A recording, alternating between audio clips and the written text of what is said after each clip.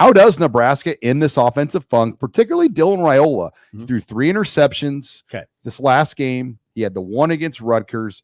This Nebraska offense in its last 7 quarters, so from the late second quarter of Rutgers to now, has 6 turnovers. Its previous 21 quarters, Stephen M. Sipple, had 3 turnovers.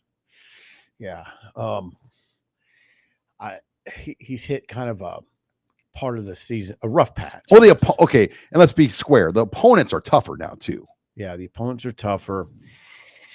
You're putting a lot on your quarterback when all these other things that we've kind of talked about are not going well. And it starts with the run game being 99th in the country. Okay, Matt Rule, the way he wants to play offense, he said this would be a good run team. And really, the way he wants to play it needs to be a good run team. And it's not. It's 99th in the country. It's 14th in the Big Ten. They're averaging 127 yards a game, Sean. 127, the way they want to play, isn't going to cut it. So the conversation starts there. And that obviously applies to Dylan. Sean, go back to the off season. I said over and over, the one way they can take pressure off their young quarterback is to run the ball with a conventional running back running game.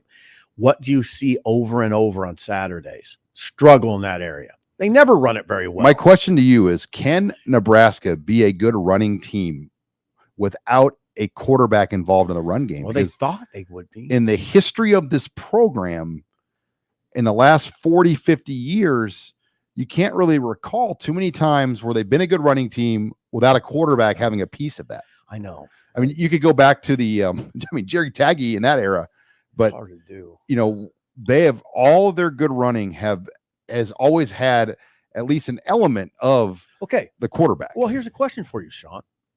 Okay, the question, headline number 2 is, how does Nebraska end its offensive funk? Well, can you run Dylan a little bit?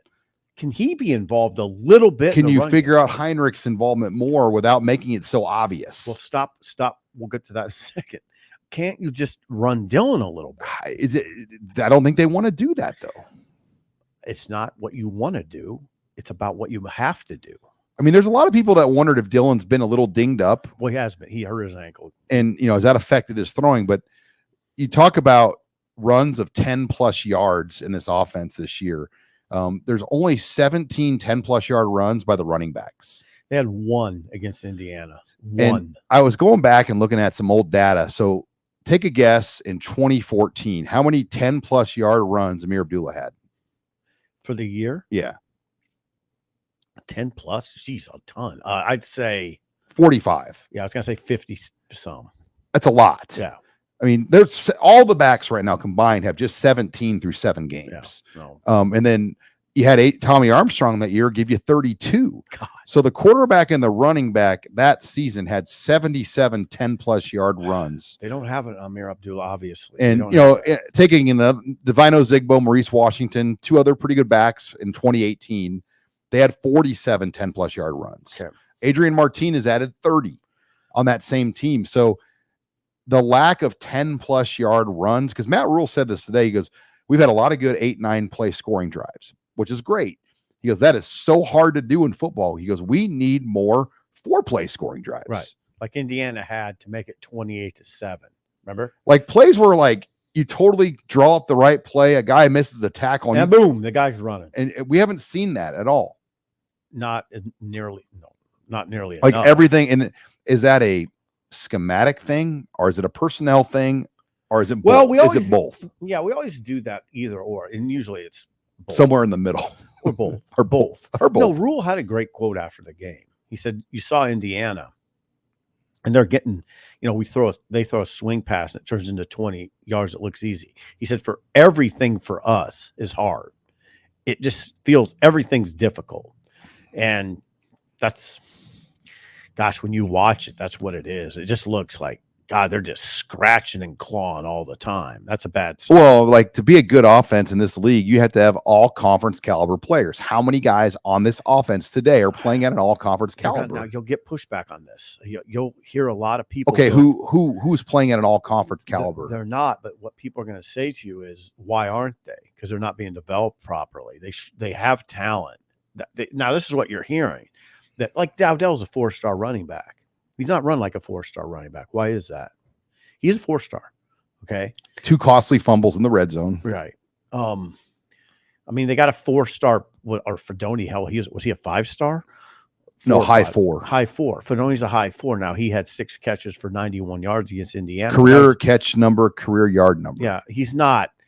I mean, he's not Brock Bowers, though. I mean, so no, you're not wrong. I'm not suggesting you are, but there are people that they're even right to a certain extent. There's some guys that were highly recruited, but they're not really playing that way, you know.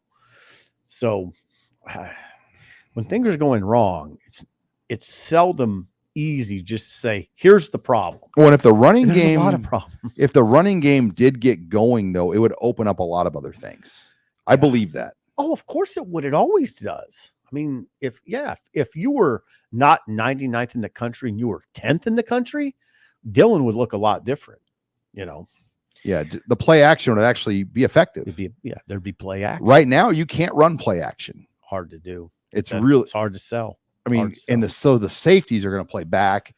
They're not going to let that arm of Dylan Raiola beat him deep. There's that. And then think about what we're talking about. You got to slow down sometimes and do this. They're not going to beat him deep. Hell, the receivers can't even get deep. They can't get off the line of scrimmage. So there's a lot going on. The receivers now, there's sometimes guys are running open, but seldom deep. And what teams have kind of figured out Nebraska, like Indiana didn't play just straight man, but they played man on the perimeter. A lot of man on the perimeter, and then in the middle. A match route concept. Yeah, match route concept in the middle. Yeah. And if Nebraska can't win on the perimeter, then there's just not much you can do. You know, there's things you can do. You got to find it, but you know what's not happening? OC's not finding it.